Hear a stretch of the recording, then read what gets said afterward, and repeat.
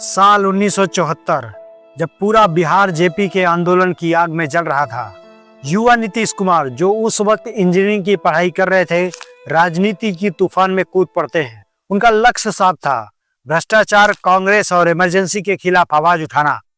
देखते ही देखते वो जयप्रकाश नारायण के सबसे चहेते कार्यकर्ता बन जाते हैं। इसी दौर में उनकी दोस्ती एक तेज तर्रार नेता लालू प्रसाद यादव से होती है। कहानी के शुरुआती एपिसोड में दोनों दोस्त एक ही विचारधारा से मेल खाते थे, लेकिन आने वाले समय में दोनों ही दोस्त राजनीति के दो ध्रुव बन जाते हैं। यह कहानी बिहार के राजनीति के सबसे दिलचस्प किरदार नीतीश कुमार की है। एक ऐसा नेता जिसने सत्ता की कुर्सी को कई बार छोड़ा और फिर उसी कुर्सी पर वापस लौट गया। एक ऐसा नेता जिसे लोग सियासत का चाणक्य भी कहते हैं और पलटू राम के नाम से भी जानते हैं। तो चलिए शुरू करते हैं बिहार की राजनीति के सबसे ड्रामेटिक सफर की कहानी की। साल 1980 का दौर था। इमरजेंसी खत्म हो चुकी थी, जनता पार्टी टूट चुकी थी। नीतीश कुमार ने लोकदल से राजनीति शुरू की और फिर समता पार्टी बनाई। धीरे धीरे वो बिहार की राजनीति में सोच वाले नेता बन के उभरे। उनका अंदाज शोर मचाने वाला नहीं था, बल्कि काम दिखाने वाला था। 1990 के दशक में लालू बिहार की राजनीति के शीर्ष सितारे बनते हैं। लालू के इस दौर में नीतीश साइडलाइन हो जाते हैं, लेकिन उनकी रणनीति चलती रहती है। नीतीश समझ चुके थे कि लालू के साए में रहकर वो कभी मुख्यमंत्री नहीं बन सकते, तो 1994 में उन्होंने जॉर्ज फर्नांडिस के साथ मिलकर समता पार्टी बनाई और यहीं से शुरू होता है उनका लालू विरोधी मिशन। 1996 में हुए लोकसभा चुनाव में नीतीश कुमार एनडीए का हिस्सा बनते हैं और अटल बिहारी वाजपेयी की सरकार में रेल मंत्री बनते हैं। रेल मंत्री रहते नीतीश कुमार बड़े बड़े काम करते हैं। रेल में सुधार, सुरक्षा और रिकॉर्ड मुनाफा। पर्यावरण के सवाल को लेकर के चिंतित होते हैं। पॉलीथीन का जो बढ़ता हुआ प्रयोग है, उसके चलते हमारा पर्यावरण प्रदूषित हो रहा है। पॉलीथीन विनष्ट नहीं होता है। रेलवे में बड़े पैमाने पर पॉलीथीन का प्रयोग हो रहा था। पेट्रोल पॉलीथीन के अंदर दिए जा रहे थे और इससे जो नुकसान हो रहा था, इसलिए हम लोगों ने निर्णय लिया है कि रेलवे में पॉलीथीन के प्रयोग को कम से कम कर दिया जाए, न के बराबर कर दिया जाए और रेलवे की तरफ से पॉलीथीन का प्रयोग नहीं हो, ये फैसला लिया जा चुका है। और जितने भी पेट्रोल पॉलीथीन में दिए जा रहे थे, अब वो कागज में के पैकेट में दिए जाए। ऐसे में नीतीश के साथ एक टैग जुड़ जाता है सुशासन बाबू का। अब वक्त था ये सुशासन बिहार में लाने का। साल था 2005, जब बिहार की जनता थक चुकी थी अपराध, भ्रष्टाचार और जंगल राज से। नीतीश कुमार ने ऐसे वक्त में एनडीए के साथ मिलकर चुनाव लड़ा और पहली बार सत्ता पर काबिज हुए। उन्होंने सड़कें बनवाई, बिजली आई और लड़कियों को साइकिल दी। नीतीश कुमार ने बिहार की तस्वीर कुछ हद तक बदल दी थी। लोग अब कहने लगे थे, लालू का जंगल राज गया, अब सुशासन बाबू का राज आया है। लेकिन वो कहते हैं ना, सत्ता का मोह छोड़े नहीं छूटता है। बीजेपी ने नरेंद्र मोदी को पीएम उम्मीदवार बनाया तो नीतीश कुमार को ये बात नागवार गुजरी। उन्होंने साफ कहा कि मैं किसी सांप्रदायिक चेहरे के साथ नहीं जा सकता और इसी बात पर 17 साल के पुराने गठबंधन को नीतीश कुमार तोड़ देते हैं।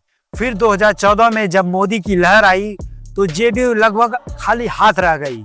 नीतीश कुमार ने शर्मिंदगी में मुख्यमंत्री पद के कुर्सी को छोड़ दिया। लेकिन दोस्तों, कहानी यहीं समाप्त नहीं होती है।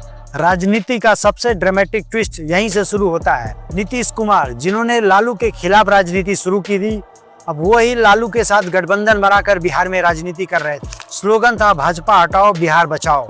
महागठबंधन की जीत होती है और नीतीश कुमार एक बार फिर बिहार की सत्ता पर काबिज होते हैं। लेकिन जल्द ही भ्रष्टाचार के केस ने महागठबंधन को हिला के रख दिया। नीतीश कुमार बोले, मैं भ्रष्टाचार के साथ नहीं चल सकता। उन्होंने लालू का साथ छोड़कर फिर से एक बार बीजेपी के साथ हाथ मिलाया। ऐसे में लोगों ने एक नया नाम दिया, पलटू राम का। लेकिन नीतीश कुमार के चेहरे पर हमेशा वही ठंडी मुस्कान रहती थी, क्योंकि उन्हें मालूम था राजनीति में कोई अस्थायी दोस्त नहीं होता, ना ही कोई अस्थायी दुश्मन होता। राजनीति बस वक्त का खेल है। फिर साल आता है 2020 का। एक बार फिर एनडीए की सरकार बनती है, लेकिन नीतीश कुमार अब की बार कमजोर पड़ चुके थे। जेडीयू की सीटें कम हो चुकी थी और बीजेपी बड़ी पार्टी बनकर बिहार में उभरी थी। लेकिन फिर भी कम सीट होने के बावजूद नीतीश एक बार फिर बिहार की राजनीति के शीर्ष नेतृत्व में शामिल होते हैं और एक बार फिर बिहार के मुख्यमंत्री बनते हैं। लेकिन 2022 में उन्होंने एक बार फिर राजनीतिक पलटी मारी अब की बार फिर से बीजेपी का साथ छोड़कर लालू यादव के साथ जा मिलते हैं। ये वो दौर था जब देश की ज्यादातर पार्टियां बीजेपी के खिलाफ थी। तो ऐसे में नीतीश कुमार एक बार फिर सारे अपोजिशन पार्टी को साथ में लेकर इंडिया गठबंधन बनाते हैं और उसके सबसे बड़े चेहरे नीतीश कुमार बनते हैं। ऐसे में कई लोग ये कहने लगते हैं कि नीतीश कुमार का एक ही सिद्धांत है, जिसके साथ खतरा हो उसे छोड़ दो और जिसकी जरूरत हो उसके साथ हाथ मिला लो। क्या नीतीश कुमार अब भी मुख्यमंत्री पद के लिए संघर्षरत रहेंगे या फिर 2025 के चुनाव के बाद राजनीति से संन्यास ले लेंगे? क्योंकि अब जनता ये पूछ रही है कि क्या ये नीतीश कुमार की आखिरी पलटी थी या अभी और कुछ होना बाकी है। नीतीश कुमार वो नेता है जो हारते नहीं हैं, सिर्फ दिशा बदलते हैं, कभी लालू के साथ तो कभी मोदी के साथ, कभी बीजेपी के खिलाफ तो कभी उन्हीं के साथ, लेकिन हर बार कुर्सी पर नीतीश कुमार ही बैठते हैं। नीतीश कुमार की कहानी राजनीति की किताब में एक मिसाल है, जहां विचारधारा नहीं, स्थिति ये तय करती है कि वो किस पार्टी के साथ जाएंगे, कभी लालू के साथ तो कभी मोदी के साथ और कभी दोनों के खिलाफ, लेकिन हर बार सत्ता की चाबी उन्हीं के पास रहती है। तो सवाल ये है कि जब 14 नवंबर को बिहार इलेक्शन के नतीजे आएंगे तो क्या फिर से नीतीश कुमार एक बार मुख्यमंत्री बनेंगे या फिर कोई और चेहरा होगा मुख्यमंत्री के तौर पर एनडीए की तरफ से? ऐसे में नीतीश कुमार क्या करेंगे? क्या राजनीति में उनकी सार्थकता बनी रहेगी या आउट ऑफ कॉन्टेक्स्ट हो जाएंगे नीतीश कुमार? ये तो आने वाला वक्त ही बताएगा। हम सबको इंतजार रहेगा 14 नवंबर को, क्योंकि यही वो डेट है जो डिसाइड करेगा नीतीश कुमार का राजनीतिक सफर यहाँ पे समाप्त होगा या फिर एक नई पारी को फिर से शुरुआत वो करने जा रहे हैं। नमस्कार दोस्तों।